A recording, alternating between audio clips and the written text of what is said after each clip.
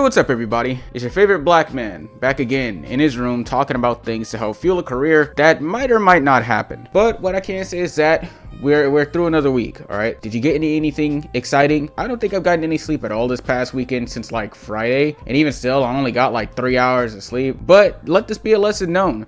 Do not dive bar with random people you just met the same night. But aside from that, I thought, maybe we could talk about the Yeet album. And I'm not gonna lie, that's still on the fence. I'm not even gonna lie. Because, he did try something a little bit different. It's worth talking about. Maybe I want to talk about the new country music that Beyonce put out the other day, which that's also an option. But instead, I thought today, if you've been living under a rock, like for the past 2 years, Young Thug and his YSL crew, they got hit with a RICO charge. And they've been fighting tooth and nail like R. Kelly in that one interview when he was crying, just to make sure they don't get hit with the book by the Georgia DA. But if I'm being honest, man, how it's going right now, they're cooked. Everybody's a moron. Like, I don't know how Young Thug got surrounded with morons, but hey, I guess I expected too much out of the game, right? With a lot of rappers, they tend to reach a certain point in their career in which they have to choose one out of the two choices, all right? You can either stay in the streets doing street shit, or you can focus more on your career and figure out how to grow it. It would be like Lil Durk, Chief Keef, Fetty Wap, or maybe K Flock even. With only 2 of those artists actually having flourishing careers now, and one of them is facing a long time in prison for drugs and racketeering, and another one is in jail for murder. And when it comes to the YSL thing, it's like we're definitely seeing what happens when you choose both. Because the thing is, right, when you try to choose both choices in that crossroad, 2 things either happen. You either end up in jail or dead. And what we're seeing here with the YSL thing, somebody's gonna end up in jail, and that's gonna be Young Thug. And it's just because of just how much of a clusterfuck this entire case has been. Like, it is just so funny to me how one gang and just a group of lawyers can just be the biggest buffoons in the courtroom. I mean, how does the lawyers even fuck up? Like, why are Young Thug's lawyers using bleach as a way to plead defense? This reminds me of this anime named Bleach, where it's 16 seasons. And then there was a whole thing where the dude literally just walked up to Young Thug and handed him drugs, like right there in front of the entire courtroom. Like, what, did he just think the courtroom was just gonna be like, oh, you're cool, man, just go ahead, pass out the perk? Like, I don't exactly know what he thought was gonna happen when he did that, but that was just absolutely comedic. You also got the fact that one dude who tried to act like he was mentally disabled in the courtroom, and he just looked so much like a dumbass that even the judge themselves said to chill out, which I thought was absolutely hilarious. But now, flash forward to today, we have a absolutely boondocks level of buffoonery going on with the lawyer side of the YSL case. Because if you've been on Twitter in the past like 2, 3, 4, 5 days, there is a little miss lawyer named Nicole Fegan. I'll put her right here. Now, when you look at her, you think, oh, well, this is just a little white lady playing lawyer. She doesn't really seem like somebody who'd be involved in gang activity. Just recently, she has been arrested because, of course, she is being charged with participating in gang activity. She got caught because she actually informed one of her clients that, yo, the feds are about to raid your place, you need to dump your phone. Just to find out that phone that she wanted her client to dump was tapped by the feds. So shout out to Nicole Fegan for being like the dumbest person on the planet. Now, I stated before, she's a little Miss White lawyer. You would think that somebody who looks like her probably wouldn't even like steal a ham sandwich out of a Subway. When you look through her social medias and basically her online presence and marketing, yeah, she's definitely not somebody who fucks around. She's seen here with all kinds of very interesting people. She's posted up with guns. I mean, even her slogans is just like, dude, I think the whole thing is just absolutely comical, because seeing here from Young Thug's perspective, because let's be honest, Thug is fucked here. Like, you would have thought he would have had a chance at one point, but dog, at the end of the day, he has nothing to counter this, man. Everything, just by the looks of it, it's like, how do you beat this? They've literally been keeping track of YSL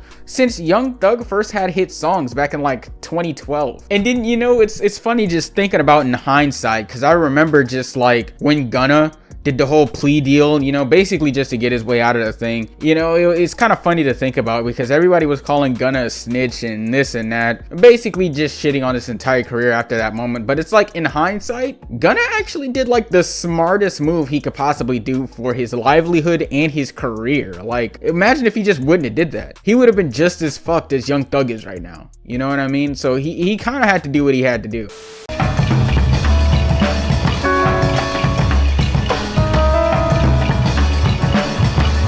I mean, yeah, sure. Young Thug put him on, man. Without Young Thug, he wouldn't be up in this position. But it's like, at the same time, you are now in a position where it's literally, it's you or them.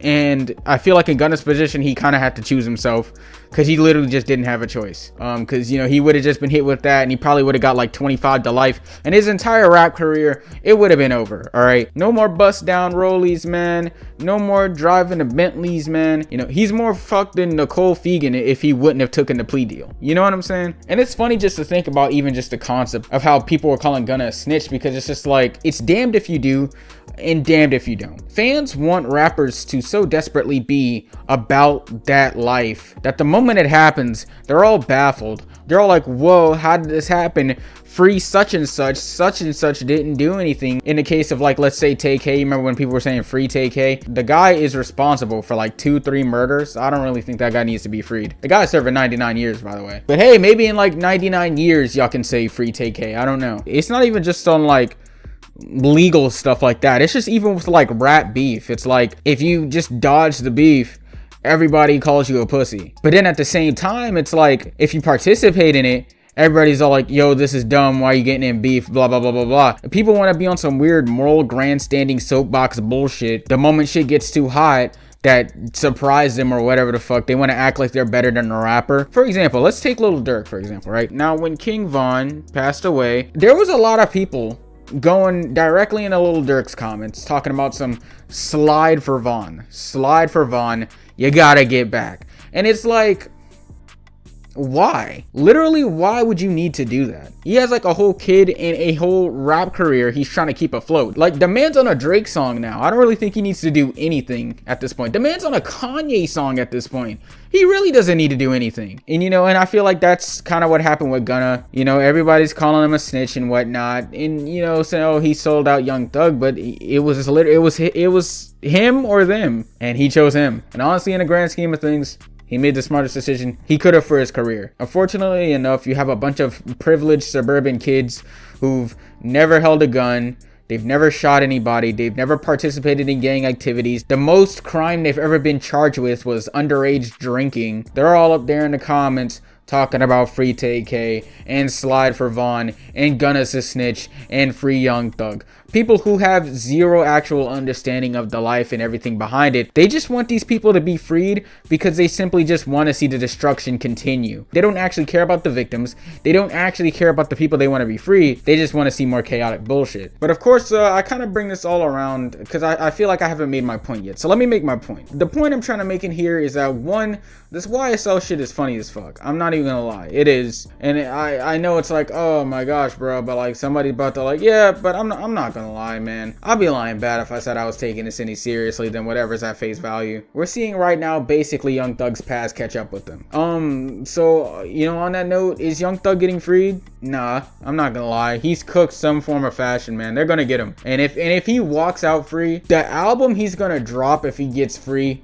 better be the most insane shit in all of trap. It has to be. There is no way you beat a RICO and you drop some mid-grade ass bullshit, dog. But of course, I'm still gonna be streaming Future Swag. That is my favorite Young Thug song by like a smooth mile. But let me know how y'all feel about the whole YSL thing, the whole Nicole Fegan thing. I don't even, what do you even do? I don't even know what I'm gonna do now. I have nothing to do today. I need to sleep. I haven't slept since like Friday. I'm so exhausted. But I'll see y'all later. Peace.